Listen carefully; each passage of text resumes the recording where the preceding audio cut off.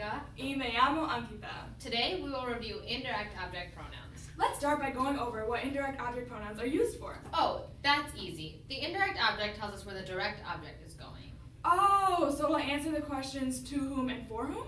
Yes, Ankita, perfect. It also tells us where the direct object is going. Ah, makes sense. So, how do we use it?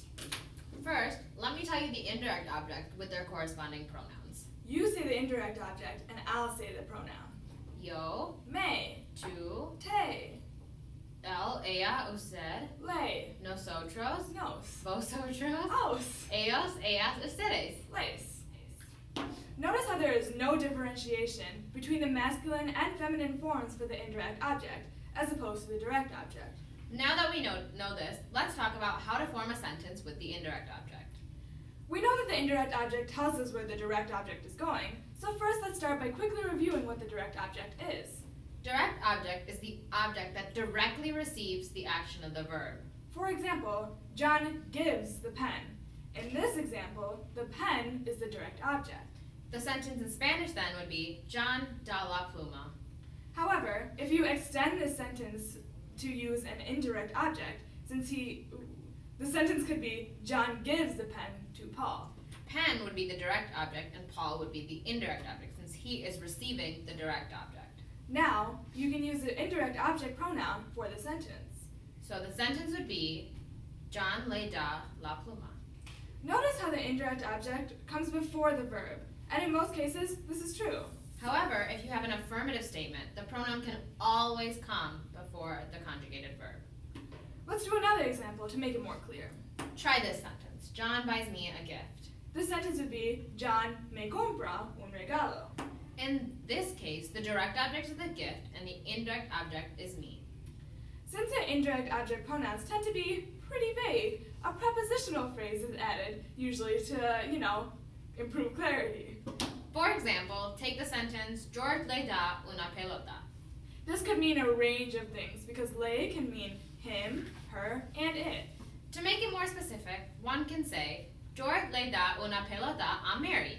This means that George gives the ball to Mary, which eradicates all the vagueness. In a negative statement, the indirect object goes between the negative and the verb. Let's negate the previous example. George did not give the ball to Mary. George no le da una pelota a Mary. Notice that the indirect object is between the negative and the conjugated verb dar. As per Spanish rules, when there are two verbs right next to each other, the first is conjugated while the second stays in infinitive. When this happens, the indirect object can be attached to the infinitive. Let's try it with this sentence. Smith wants to make the chocolate for his friends. Smith quiere hacerles el chocolate a los amigos.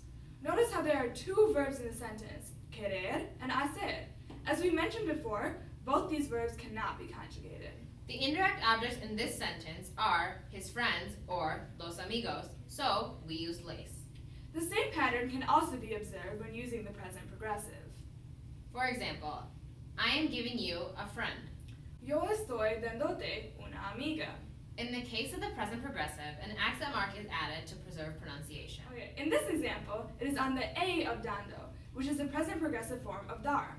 Also, the indirect object is added to the end of the present progressive.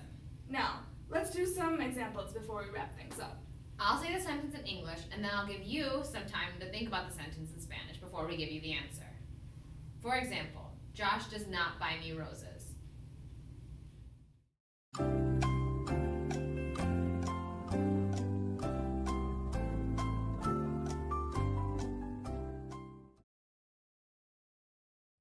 Josh no me compra las rosas. Next example. The math books gave us many problems.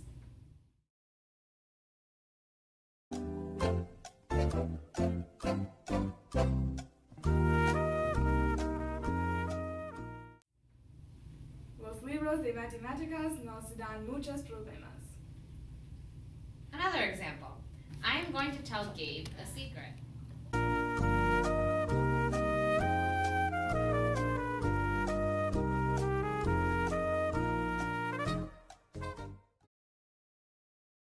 Voy a contarte un secreto a Gabe.